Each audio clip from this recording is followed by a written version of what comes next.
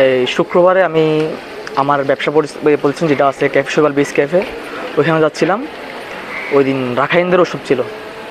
তো একটা ছেলে এই মদ পান করে সে বাইক চালাচ্ছে, আমাকে মেরে দিয়ে সুগালের রোড থেকে ফেলে দেয়।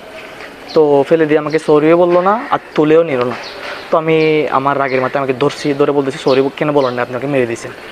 দেখতেছি ও আমার কলার ধরে এই আমার কলার পাঞ্জাবি ছিঁড়ে ফেলছে, পাঞ্জাবি কলার ধরে ছিঁড়ে ফেলছে। ধরুন আমি ওর সাথে হাতাহাতি করতেছি, যেখানে ওর মাথার মধ্যে চাবি লাগছে। তো গালাগালিজ করতেছে সবাই, আর জনগণ ছিল ওইখানে, অনেক ওইখানে মানুষ ছিল, সবাই দেখছে, সবাই বলতেছে যে ও মদ পান করা ওইকে সব পুলিশের হাতে তুলে দিই, নাহলে কোনো একটা কিছু করি। ও ওইখানে সরি বলে চলে গেছে। একটা আরিফ নামের ছেলে ছিল, ও আসছে, ও সরি বলেছে আমাকে, আমি দিয়ে দিয়েছি। বলছি নেক্সট টাইম থেকে এরকম চালাও না বাইক।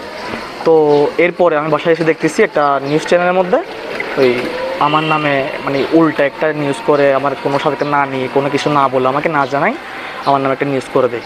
আমার নামে যে নিউজটা করা হয়েছে এটার কারণে আমার অনেক সম্মানহানি হয়। আর যে নিউজটা করছে উনি আমার থেকে কোনো বক্তব্য নিয়ে নেই।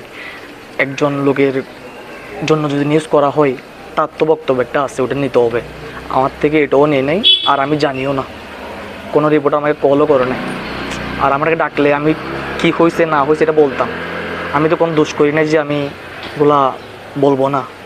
তো আমাকে কোনো কিছু জানানো হয় নাই। যে নিউজটা করছে এগুলার কারণে আমার অনেক সম্মানহানি হয়। আমি এটা সুস্থ বিচার চাই।